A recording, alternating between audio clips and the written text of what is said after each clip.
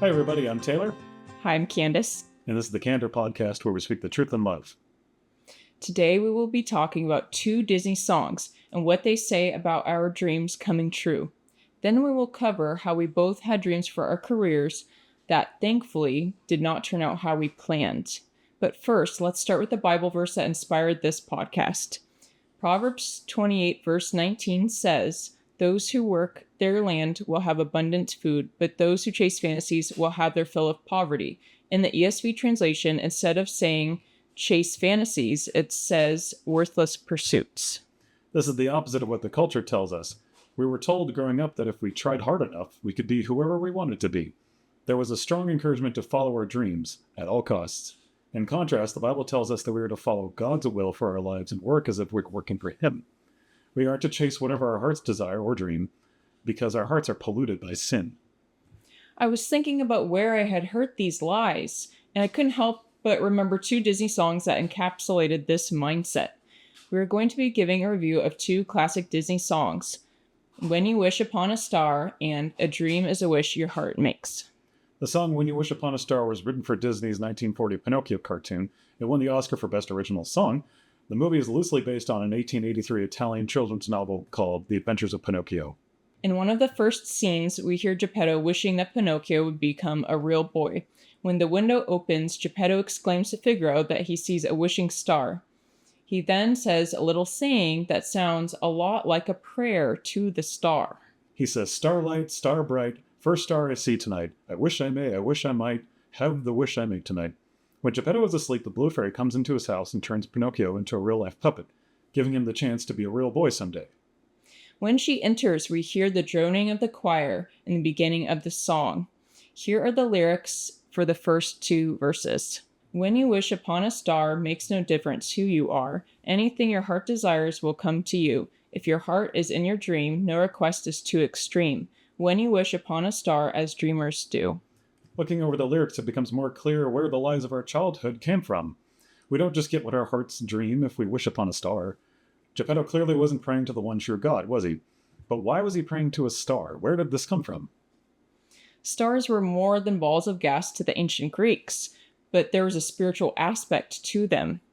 In the article, "The Symbolism of Stars in Greek Mythology," we are told that, quote, "Stars were often seen as symbols of guidance, fate, and divine powers in Greek mythology. They were believed to represent the spirits of gods, heroes, or other mythical beings watching over and influencing mortal lives," unquote. It was believed that when stars fell, that was when the gods were more able to hear and grant wishes. In the article Uncommon Knowledge, Why Do We Wish Upon Stars?, we read that, in the 2nd century AD, Greek astronomer Ptolemy presented the dubious theory that shooting stars flew through the gap between cosmic spheres when the gods pried them apart to peek down at the activities of mortals on Earth. In any case, wishing on them amounted to trying to tap into the mystical to improve your fortunes through a fleeting, fantastic phenomenon. We can also better understand why they believed this when we look more into their gods and goddesses. In Greek mythology, the goddess Asteria was connected to falling stars in the night sky. The article "Asteria, Goddess of Falling Stars, Symbolism and Mythology" gives us more information on this topic. Quote, "Asteria is often depicted as a beautiful and ethereal figure, draped in a celestial robe and adorned with stars. Asteria's connection to falling stars is derived from the belief that she was the mother of the goddess Hecate, who was associated with witchcraft and magic. Hecate was often depicted carrying torches, which were believed to be fallen stars." Hecate had many dark connections to her name. If we read in Hecate, Greek Goddess of Witchcraft, the complete guide, that Hecate was believed to be a goddess of both the living world and the underworld. She is often pictured holding keys because, as the goddess of boundaries, she held the power to open and close the doors to the realm of Hades. She was associated with witchcraft, necromancy, and poisons. It's no jump of the imagination to suggest that the Blue Fairy resembles Hecate. The Blue Fairy in Pinocchio holds a wand with a star, similar to how Hecate held the torch of fallen stars. They both use magic. The Blue Fairy had the power to bring a puppet to life. Now this is a side note, but take a notice how similar Hecate looks to the Statue of Liberty. We could go on and on, but the idea of wishing upon a star is not a fun thing for kids, nor should it be taken lightly. Next, we will look at the chorus in the last verse of the song. "Fate is kind, she brings to those who love the sweet fulfillment of their secret longing. Like a bolt out of the blue, fate steps in and sees you through. When you wish upon a star, your dreams come true. In the latter half of the song, there are mentions of fate, and if we love enough, we will have what it is that we want. The Fates were also part of Greek mythology. This is a quote from the article The Fates, Understanding the Three Sisters Who Control Destiny in Greek Mythology.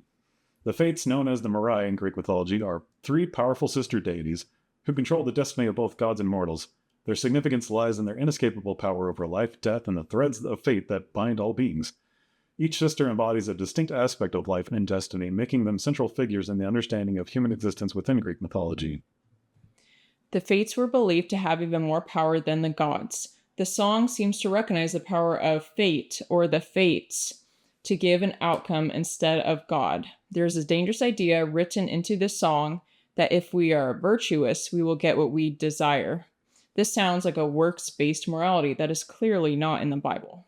The Bible tells us that we will have everything we need if we depend on the Lord. Proverbs 37:4 says, "Take delight in the Lord, and he will give you the desires of your heart." If we delight in the Lord, he will give us what it is that we need through him. This doesn't mean that we necessarily get everything that we want, but that we were designed to totally depend on God. There is a void in our hearts that only he can fill. Moving into our next song, we'll look at the first half of A Dream is a Wish Your Heart Makes from Cinderella, released in 1950. A dream is a wish your heart makes. When you're fast asleep, in dreams you will lose your heartaches. Whatever you wish for, you keep. Have faith in your dreams, and someday your rainbow will come smiling through. No matter how your heart is grieving, if you keep on believing, the dream that you wish will come true.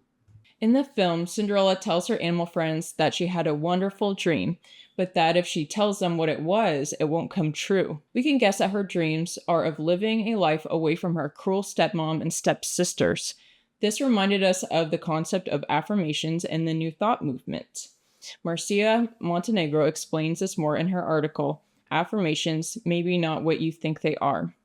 Quote, an affirmation is not just a positive thought or statement. By definition, an affirmation is a statement or thought repeated and believed in order to manifest what it affirms. Positive thinking, which includes the practice of affirmations, is an occult technique using the mind and words as a magic tool to manifest into reality that which one desires.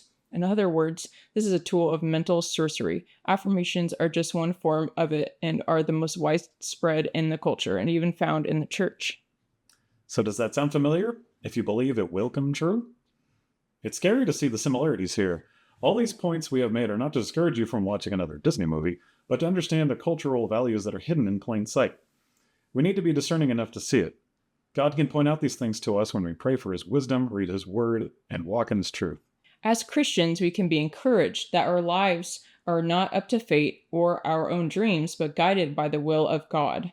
Proverbs 19, verse 21 tells us, many are the plans in a person's heart, but it is the Lord's purpose that prevails.